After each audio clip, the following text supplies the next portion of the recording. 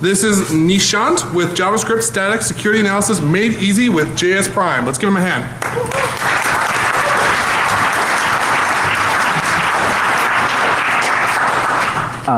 Thanks, Jack, for introducing me. Thank you guys for coming in. I know it's tough to be in a session right after the lunch in the afternoon, so I'll try my best to keep you awake during the session. Okay, so yeah, as Jack mentioned, this talk will be titled as JavaScript static security analysis made easy with a tool that we have been working since last couple of months called JSPrime. And so before we get started, I just wanted to ask you guys, please raise up your hands. How many of you are JavaScript developers here or are involved in source code reviews of secure code reviews of JavaScript? Okay, lots of hands, thank you. Okay, so let's get started. So by the way, this talk will be was jointly prepared by me and my friend Sarthi. Unfortunately, he is not here due to some visa problem, so I'll be taking this session alone. So we have the agenda for today. For the next 45 minutes or so, I'll be speaking on some of these things. We'll first talk about the problem that we're trying to solve, and we'll try to introduce you why it's a problem, what is the problem, and how it can be a problem, and some of the demos. Then we'll introduce the tool or the solution that we're working called JSPrime. I'll tell you what is it, who is it meant for, how it works, what it can do, and what it cannot do, so that I set the expectation right. And though I have kept the last 10 minutes for question and answers, but please feel free to stop me anywhere when you want some clarification or you have some doubts. Okay, so a brief, seamless self-promotion. So I'm first time Black Hat speaker and first time in Vegas too. So a little bit nervous. Hope you'll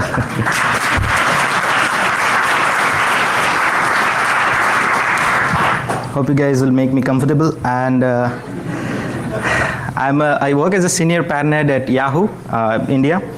And as a, how many of you are from Yahoo here? Okay, lots of guys. So I'm already comfortable. I was previously worked for eBay as a security engineer. During my weekends, so since my manager is here, so I'll just say in my weekends I'm a bug bounty hunter. I have managed to be successful in for hunting some bugs for Facebook, Mozilla, Nokia, Foursquare, and like some similar companies. I was a speaker at NullCon 2012, which is a security conference that takes place in India.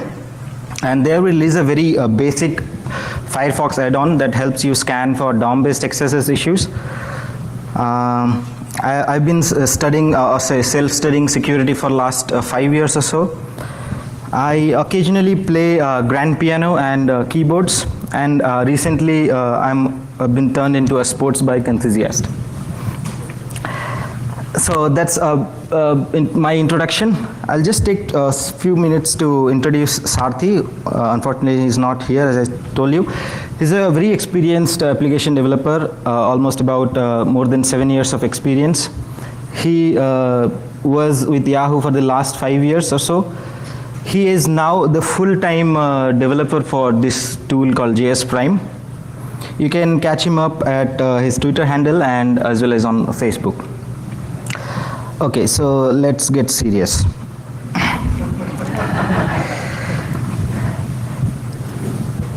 JavaScript. It's nothing new. We all know JavaScript. You guys have been writing applications in JavaScript, but the fact today is that it's the lingua franca of web and mobile now. You see there are new technologies coming up.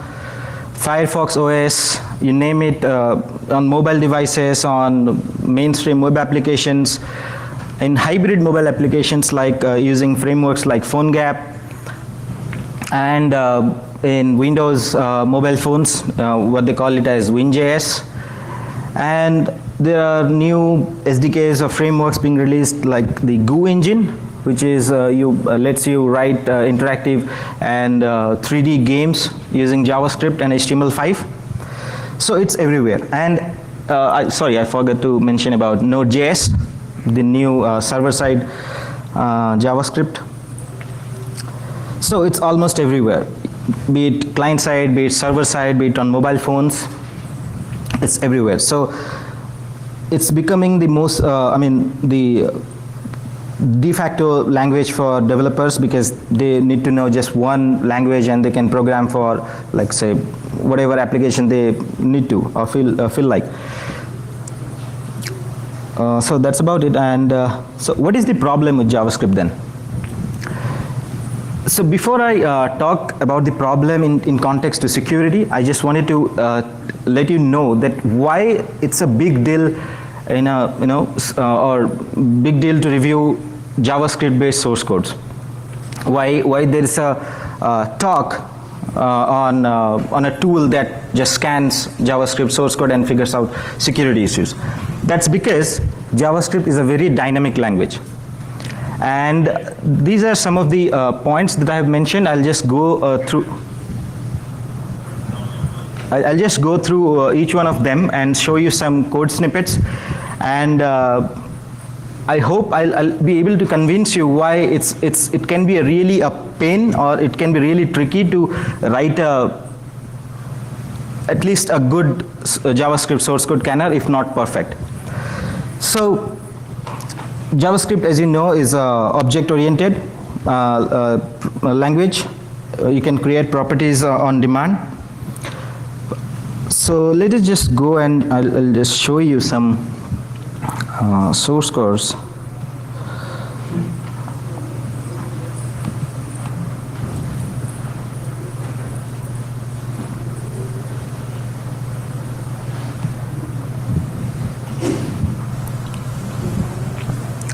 Okay, so let me just try and explain you briefly object-oriented and properties created on demand.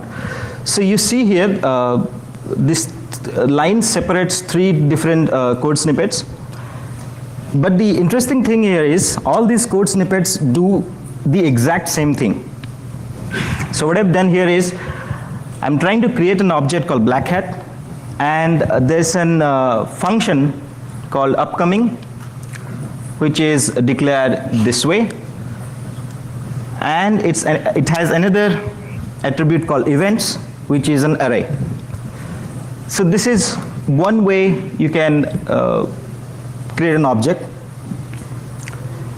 This is the second way.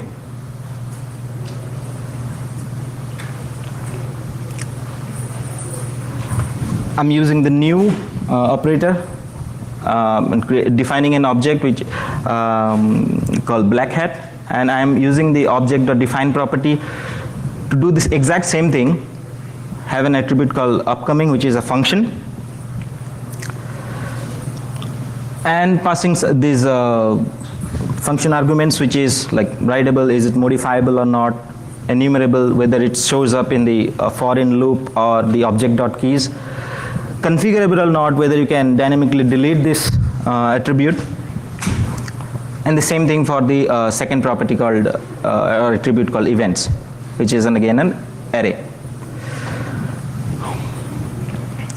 And this is the third way. I'm doing it via the setter and getter.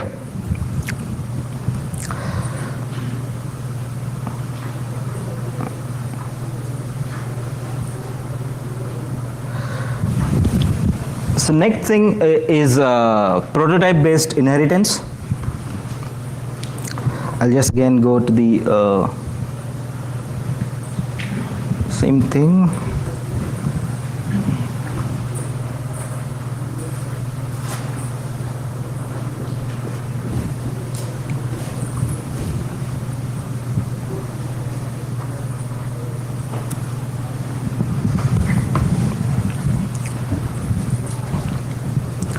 In JavaScript, function is also a class. So there is no independent or specific operator or keyword called, say, like what you do in Java or something, like for defining a class. You can just define a function and that becomes a class. And here the class is a person, and say hello is a new method that I'm creating in the class using the prototype. Similarly, there are functions. In JavaScript, function is a first-class citizen. Now, what that means is it can be assigned to a variable, it can be an object's property, it can be passed to another function as an argument, it can be returned by a function, it's a class by default, and it can be anonymous. So here you see there are multiple function definitions, all doing the same thing, taking two arguments, x and y, and returning the multiplication of x and y. In the first case, the function is defined with a function constructor. This is a regular function definition called multiply, and this is a function expression that is assigned to a literal called multiply, and using an anonymous function. Similarly, there is something called interesting thing about in JavaScript called closure. Closure is nothing but in one line you can define closure as a nested function. So the outer function, so you have function within function. So you have the outer function within the inner function, together they make up a closure. The inner function can only be accessed by statements within the outer function, and the inner function can access arguments and variables of the outer function, but the vice versa is not possible. So any variables within the inner function is not accessible. So here you see a very simple closure. It just returns, takes two arguments, x and y, and returns this sum. So here is the outer function called outside, takes the argument x, and this is the inner function inside, which takes the inner argument y, and returns x plus y. The outer functions return this inner function, so which makes a closure.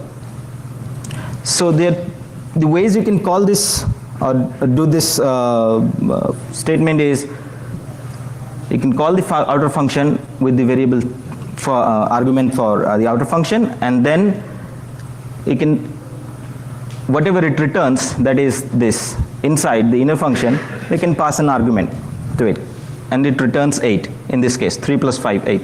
You can also do it as like this. You can take this outer function and pass two arguments separately. It also returns 8.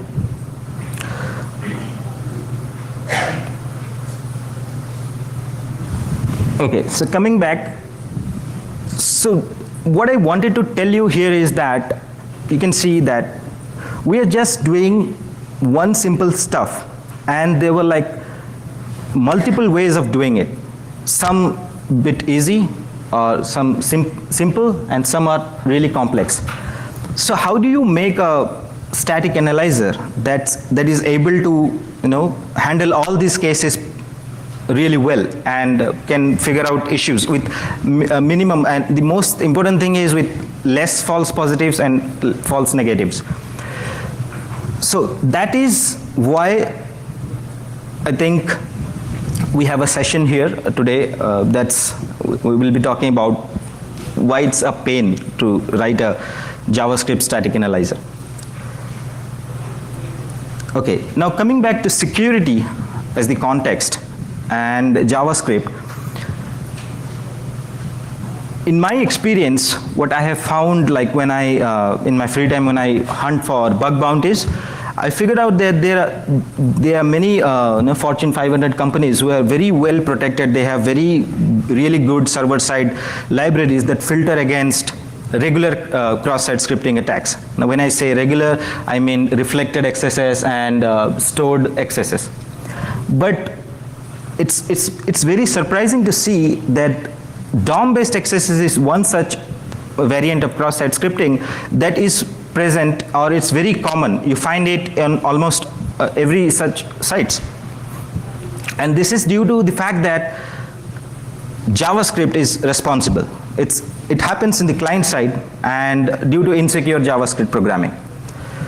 So that's a problem that we will be trying to solve or figure out how we can solve it. And when you are writing applications in Node.js, it's very much possible to inject JavaScript and run it in context of in the server side. It's pretty much similar to local file inclusion or remote code execution on the server.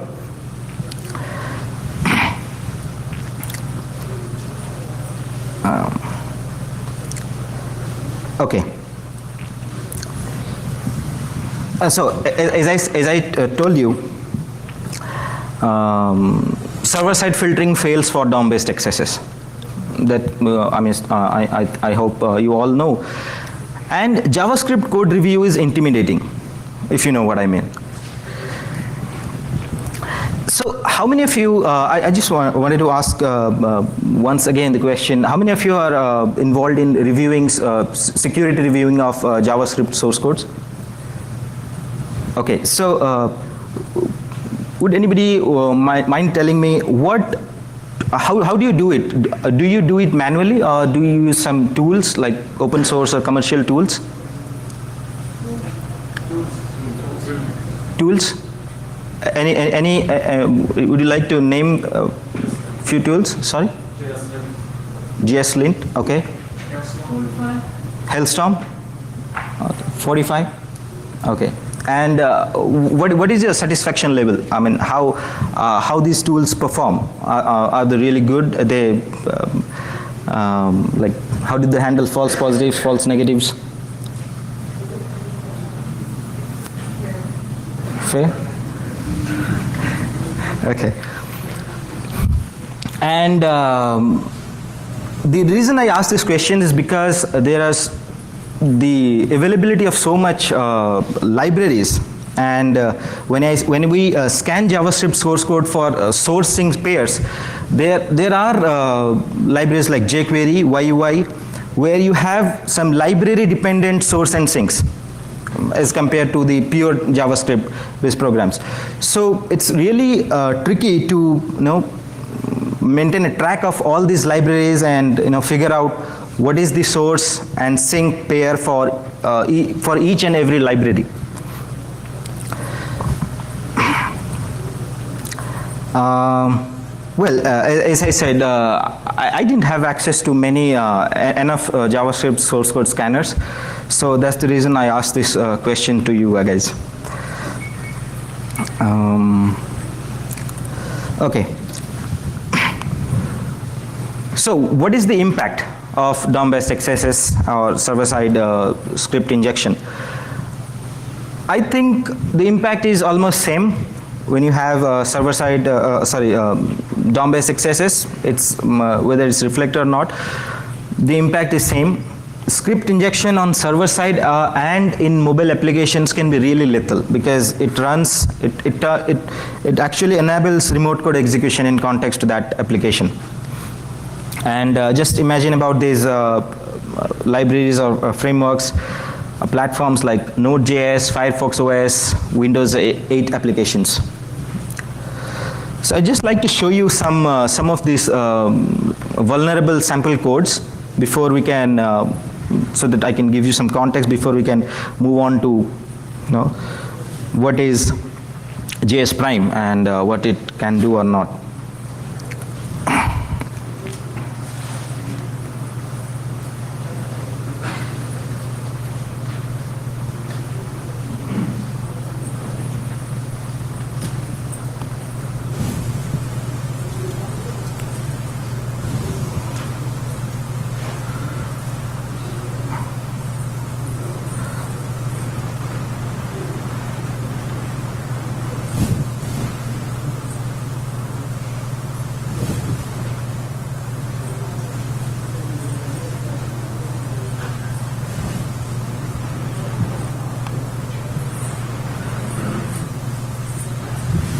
Okay.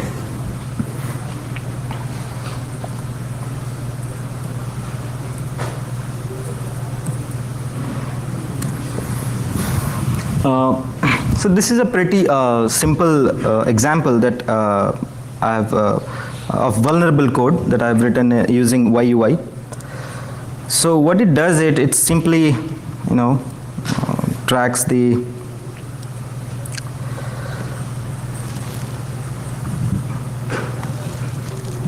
on key up event of this text box and just displays whatever you type.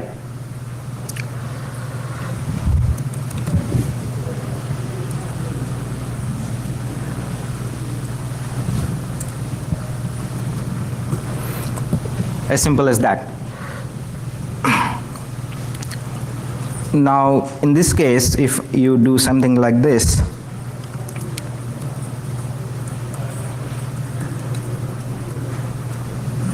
so you have an XSS.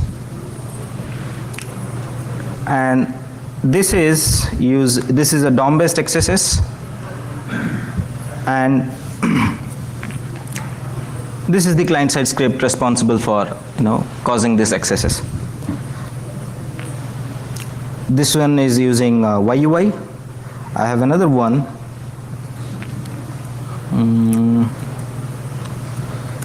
Using jQuery. This is also the same example.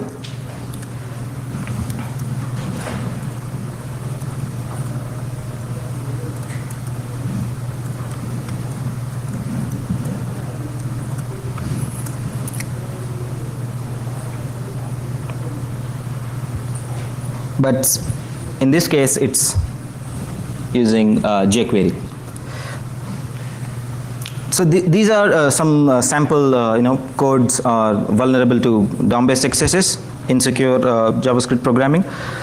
And let me go ahead and show you one vulnerable Node.js application that I have written using JavaScript. Sorry.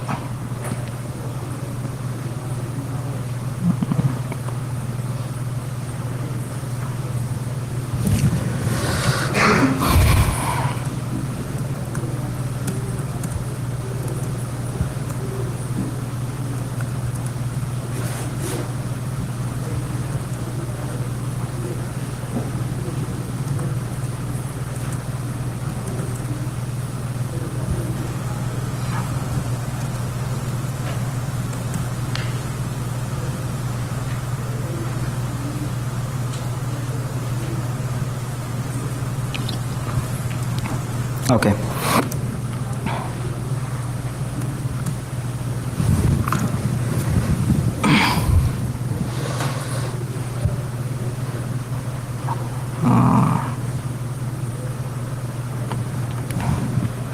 So it's 1991.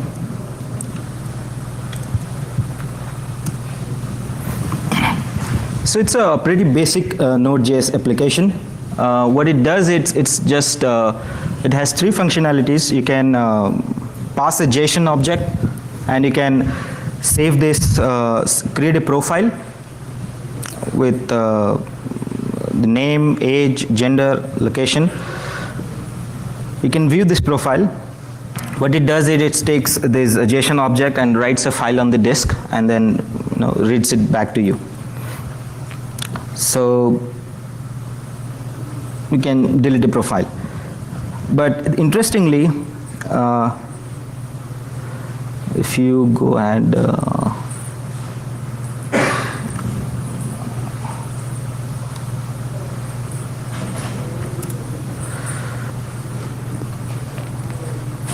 look here, this code is using eval. So that means I can pass JavaScript statements as an argument and see with it we can create a, just to save time, I have just created the payload. What I'll do is we'll just go ahead and save it once again, and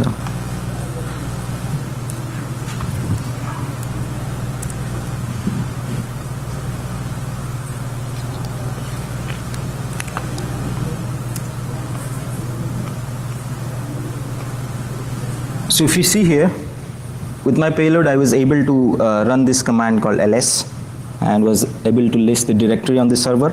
So similarly, I can run commands in the context of the server and create an arbitrary code execution condition.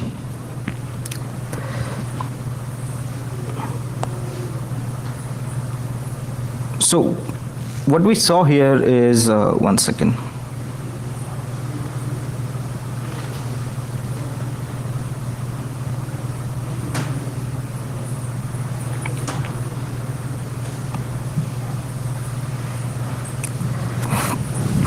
So what we saw here was 3 different examples using 3 different libraries as a platforms like YUI, jQuery, and Node.js, and how they can be vulnerable due to insecure JavaScript coding practices like turning, enabling DOM-based XSS, server-side code execution. So these are the problems that we have to solve in context to security. So let me introduce here JSPrime. So what is JSPrime? It's a pretty lightweight source code scanner for identifying security issues using static analysis. It's a tool written in JavaScript to analyze JavaScript. And it uses the open source JavaScript parser, ECMAScript parser called JSPrime.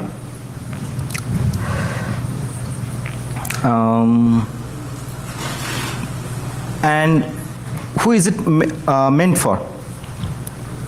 JSPrime is, from the day we started working on this project, we were sure of one thing. We were actually focused towards making this tool developer-centric so that they can use this tool while writing their code. It can be also used by security reviewers or code reviewers as a first pass in identifying security issues in JavaScript code. And security professionals also may find it useful during their penetration testing engagements. But some of the niche functionalities or features that helps you identify issues on the fly that security professionals might require may not be present in this version. But it's in this version it's more focused towards developers. So before I go ahead and give you a demo of the tool, I just wanted to briefly run you through and give you an overall idea about how this works. So as I said, we are using the open source JavaScript parser called JSPrime to generate the AST, or the abstract syntax table. Now I'll just go ahead and give you a demo of how does JSPrime AST look like. So how many of you are familiar with JSPrime? Okay. So JSPrime is a very pretty interesting JavaScript parser. It's written by a guy called Arya Hidayat.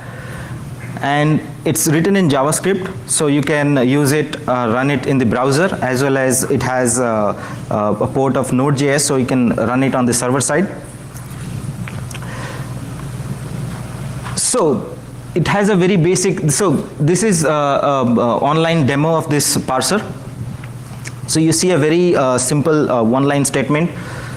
We have a variable called answer, and it's assigned the multiplication of 6 and 8. And the abstract syntax tree that JSPrime generates looks something like this.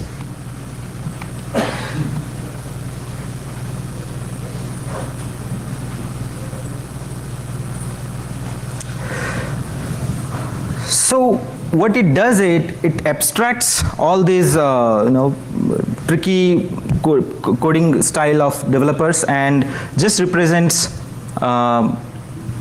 a JSON object of the code, and it has a very parsable JSON object, so that we can actually pick up like what are the variable declarators, variable names, and the expressions happening. So what we do is we take this JSON object and it also returns the line number and column number, so that if you want to do some syntax highlighting stuff. And it's being used by some popular in-browser JavaScript IDEs. One of my most favorite is the Cloud9 JS IDE. They also use this parser.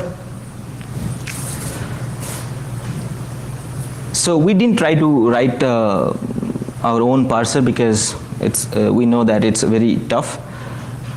You can just select this option to see the line number and column number of the particular statements. Okay, so that was JSPrime. Now what we do with it? Once we take the JavaScript snippet or the code snippet, code block, we feed it to JSPrime and we generate the AST, the JSON object that I just showed you. We then parse the JSON AST to locate all sources. I'm sure all of you are aware of these sources and sinks in context to JavaScript DOM accesses. So I'll just give a small introduction to sources. So any DOM APIs or any APIs in JavaScript that actually takes data that can be manipulated by the user, or that takes user data, we call it as sources. So that's how the accesses can arise. So if you call those APIs, you can actually take user data. For example, one of the most common example is the location.hash object. So it takes anything after the URL fragment, the hash. So that part is modifiable by the user. The user can tamper with it, and that's what we call it as source. So we locate all such. So I'll show you a list of sources and sinks that we have that we are using. So it takes all the sources, including parsing within the objects that are defined within the code blocks, and prototype based assignments, and keeping track of their scopes. So we know, so this is a scope aware analysis. So we track the scope of these objects or the APIs or the statements, and for our next steps. Then thirdly, what we do is we parse the AST to locate all assignment operations. So for example, there might be code snippets where direct assignment from source to sink is not happening. What they are doing is they are taking an intermediary step where the DOM API is assigned to another variable, third-party variable, and that variable goes to sink. So we all keep track of those assignments as well. Also keeping track of the scopes. We then pass the AST again to locate all sinks and sink aliases. Now when I say sink, sinks are those functions or assignments which make this code execution possible. For example, one of the most common sink is eval. Now if you pass anything to eval, and that anything is user controllable, that can cause code execution. Now there might be cases where user input is not being directly passed to eval, but we have created an alias for eval. So for example, say x is equal to eval. Now we are passing something into x. Now x is not eval. I mean, if you read it in the code, x is not eval, but in runtime, x is eval. So we track all, again keeping their scope, keeping a track of their scope. Then we move on and find or locate functions, including closures, anonymous functions, which are fed with sources as arguments. We find functions where sources has been passed as an arguments, and while keeping track of the return values. If the function is returning something, we keep track, whether it's returning the source as it is or it's returning the function, whatever it's returning, we keep a track. Now once we have collected, so all these data structures are there with us, all these information or metadata are with us, what we then do is we see if any filter functions are applied on these sources, or directly over the sources, or when or before the source is being passed to the sinks. Now when I say filter functions are nothing but functions that are written or that are called to avoid excesses or avoid such security issues. For example, like say filter function, you write a function that actually removes or strips out all those special characters that can cause excesses. So some libraries do offer such filter functions natively. One is with YUI we have the escape object, escape class, where we have the HTML escape.html, which actually filters out all meta characters that can be dangerous in context to HTML. Similarly, the encode URI component, decode URI component, encode URI component can be treated as a filter function when you're actually passing sources in context to URL. So for example, we are setting it to an iframes source. So in that context, if you're actually passing something like the JavaScript :alert document.cookie, in that case, if you apply encode URI component, in that case, it will not be a issue anymore. So we keep track of those filter functions, and I'll tell you how this how we feed these filter functions. You can pass your own custom filter functions as well. Now once we have done up to this, what we do is we do the same process, all these steps, in the backward direction. So first we did it in a top-down direction, then we move backwards in a bottom-up approach, so that we want to just be double sure that we reach the exact source if we start from the sink again, so that just to avoid false positives. And then once we confirm that this particular data flow or this particular control flow is actually is responsible or will create a XSS condition, we then report them by collecting the line numbers. In this version, we are not actually reporting the column numbers of the lines. We are not just highlighting the variable names or the sinks, but we are just reporting the line numbers altogether. Okay, so these are some of the color codes that we are using in the report. So we have an orange color. So I'll just give you a demo, so this will make more sense then. But just for a heads up that the orange color is an active source. So if we figure out that there is a source which is reaching a sink, and it is making up a pair for creating an XSS or a code execution, we mark that source line as in orange color. And if it is a source but it is unused, I mean it could not reach a sink, we color it as brown. And if it is a source and it has been assigned to some other variables which are not again used, we mark them as gray. Active source assignments, for example, we have a location.hash which is reaching to eval via a third step, say x is equal to, there is a third intermediary assignment. We mark them as in yellow color, which is an active source assignment. Red is the sink. If we find that there is a source sink pair that's causing a execution, we mark that sink as red. And pink color is for functions that lead to sinks. I mean that are function arguments which actually take the functions which take arguments and pass it to the sinks. We mark them as in pink colors.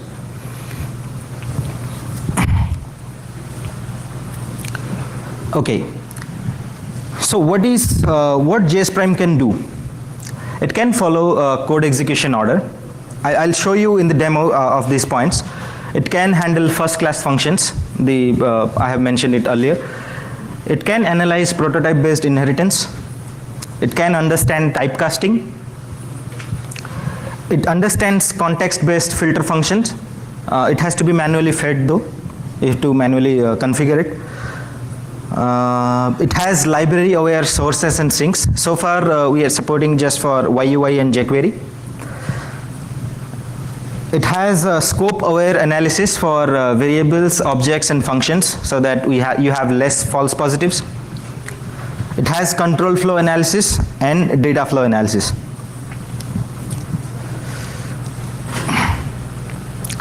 What it cannot do? JSPrime alone cannot detect 100% of the issues, like with any other tool. It cannot learn sources and sinks automatically. You have to provide them if you're using a very custom library. It cannot handle obfuscated JavaScript, like in case of malwares or something. It can't report issues in minified JavaScript unless beautified. So there's a catch here. It can analyze minified JavaScript, but since minified JavaScript is nothing but in one line, so it cannot actually report the issue, because it will report that this line 1 has issue, line 1 has source and sink. So you need to beautify it so that you'll be able to understand the report. And it cannot actually analyze dynamically generated JavaScript using eval. So if you are constructing JavaScript or if you are executing JavaScript statements using eval, so it's not, in this version it's not possible yet. But we are working on it. What about stability and automation? So far we have benchmarked that up to 1500 lines of code this tool can handle in a single scan. It might be able to scan a bit longer JavaScript, but this was the longest JavaScript file we had to test. With us, we do have a Node.js port so that you can run it on the backend server for large-scale automation. You can pass JavaScript JavaScript codes, and it can return you results. You can make it as a web service actually to integrate in your continuous integration environment, in enterprise application environment. And it's actually a lot dependent on JSPrime's robustness, and it can be the first point failure. So we have seen some JavaScript files where JSPrime itself is unable to parse, or it breaks. So in this case, since we are dependent upon the AST that JSPrime generates, we are not able to go further. Okay, so time for demo.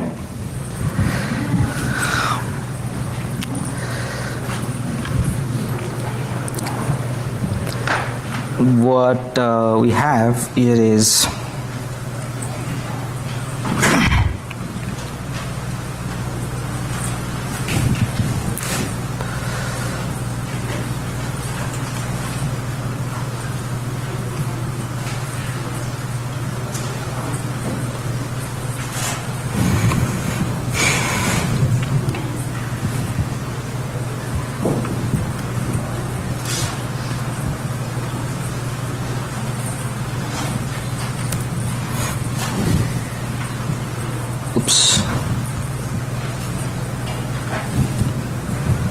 okay, so this is the web version of JSPrime. This looks something like this. So you have a code editor. You can paste your JavaScript snippets.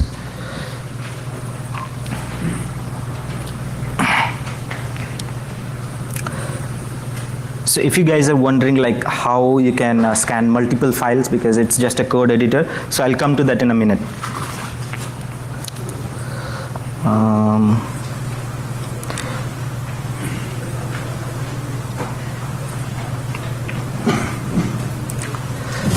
Okay, so you remember the first example that I showed you in that I coded in YUI. So this is the script function. What I'll do is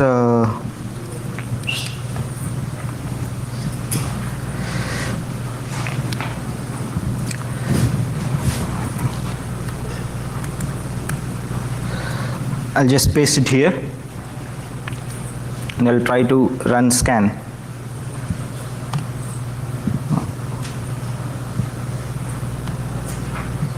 Maybe you missed the curly brace.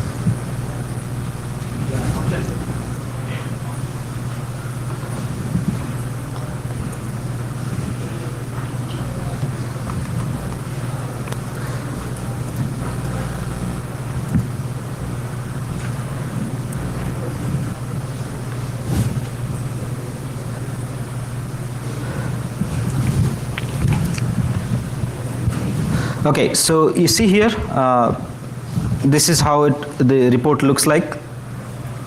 This set HTML is a YUI specific sync. So it was able to analyze this script and just figure out that here we have taken this is again a YUI specific source, which takes so you have a text box, text email, and it takes the value and passes it to the div. So it was able to detect the XSS.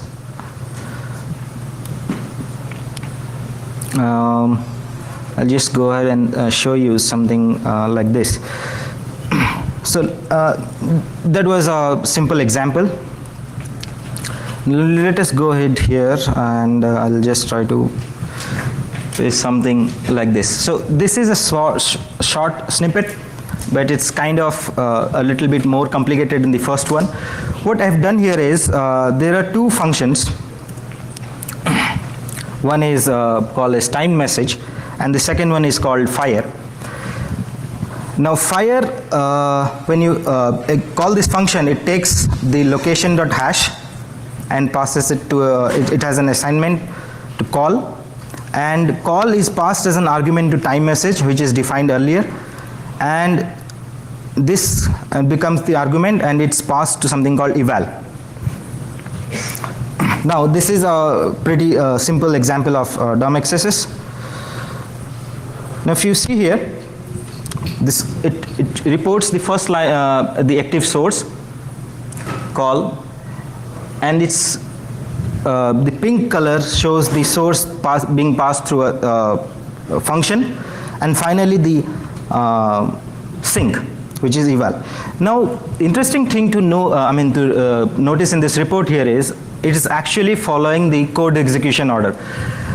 If you look here, though the sync was present in line number 3, it's not reported in line number 3. I mean, first line is reported is line number 8 here, which means that it actually followed the code execution order and took the source from here, then it went to time message, which is we are passing argument to time message, and then it reported line number 9, the next line that was executed, and finally it went all the way up to the top and reported the sync.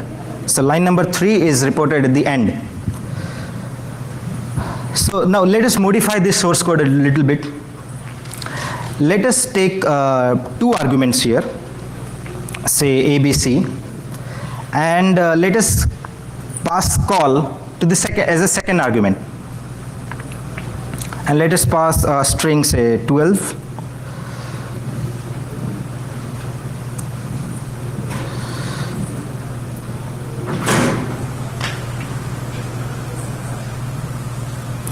You see that it reported the sync, but what it reported here is it's a non-active source. That means the source was not reaching the sync. But if you do a swap of these values,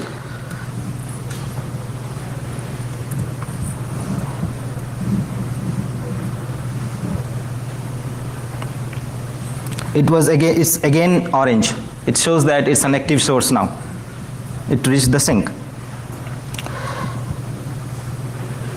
Now, what happens if I make call as a string instead of a literal?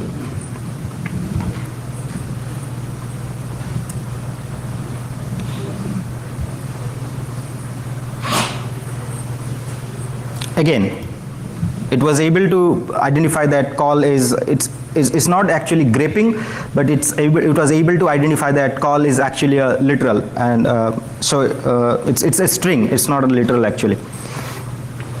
So let us move on to some more interesting examples, or say test cases. Okay, this one. This is a very typical example of redirects developers do. So we have a function called reload, and there is a variable called redir, which takes the location.hash. So anything that is after the hash, so if you have a passed an URL, the page will redirect you to that URL. So, and the sync here is set attribute. But the interesting thing to note here is set attribute itself is not a sync. If you pass the variable to set attribute and set the attribute is source, only then it becomes a sync. So in this case, and the element is an iframe. So let me just put it here and run. Okay, so you see the orange color again. So this is the line. It is the source, and it found the sync. But let me just change this to something, say ID, which is not an exploitable issue.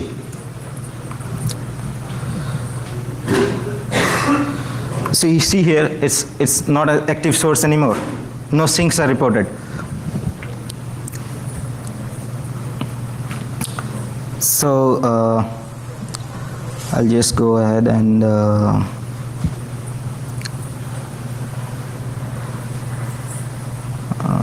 okay, so this is the prototype-based inheritance that I was talking about. It's also able to analyze this. So we're just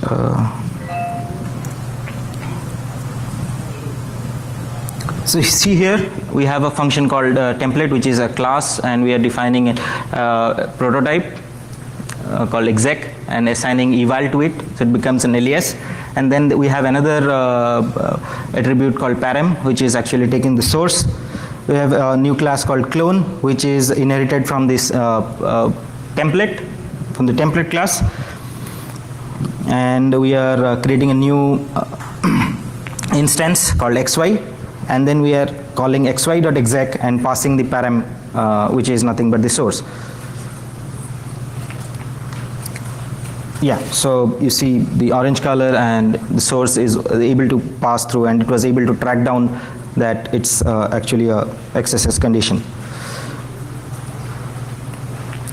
So this is a bit more complex. So this is an XSS that was caused with document.cookie. Just refresh it once more. So there is this variable ck holds the document.cookie, and we have a function called getCookie, which basically reads the cookie values. And there is a cookie called RLO. So this was taken from a live site. We have a portal called rediff.com, which is a very popular portal in India. So they had a XSS which is now fixed. So this is the code responsible for causing that XSS there. And this cookie value is being passed to an inner HTML, which is a sync.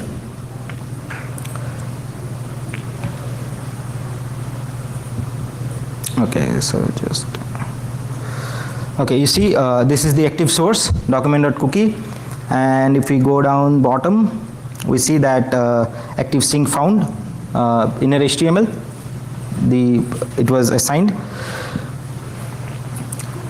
So I have another example to show you that I found during one of my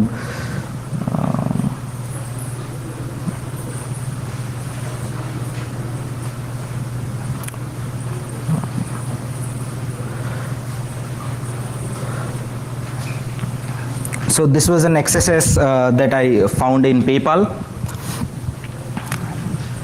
So I'll just go ahead and let this scan this code.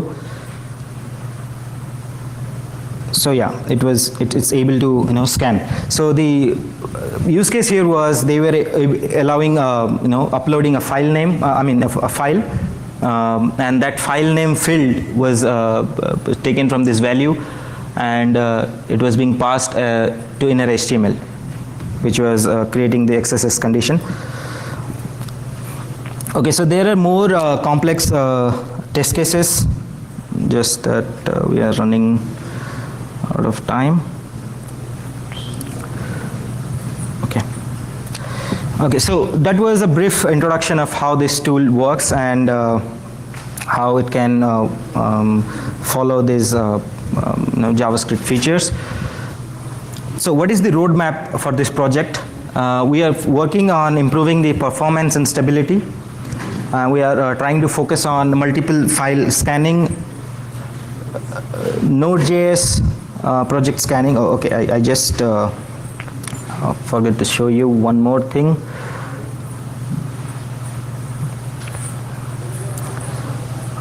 If we go here.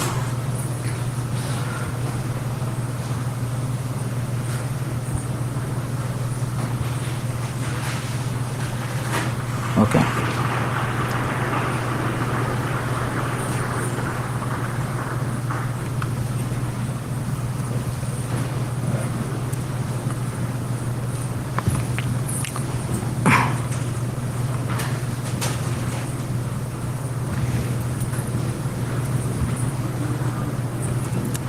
Okay, so this is the Node.js application that I showed you in the beginning. So this is tool is also able to scan Node.js code, and you see here is that we are taking one of the arguments, URL arguments, and we are passing, and is being passed to eval. So yeah, just to give you a example of how we can scan Node.js code as well, Node.js projects.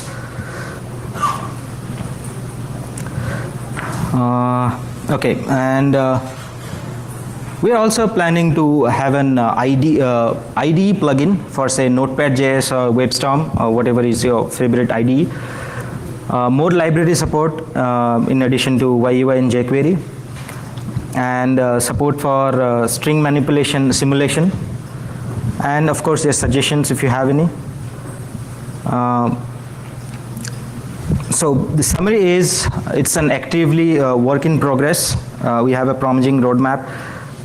So we are committed in making it even more better. It's open source today, so you can just go ahead and check out the code. And we have a Node.js port as well. So I'll just go ahead and show you.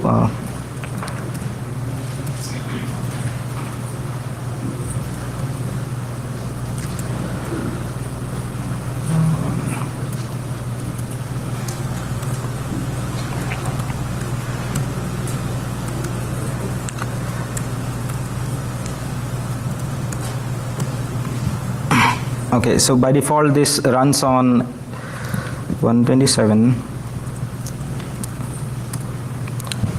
So here you go. You have something like, say, var is equal to location dot hash, and then you pass it to eval.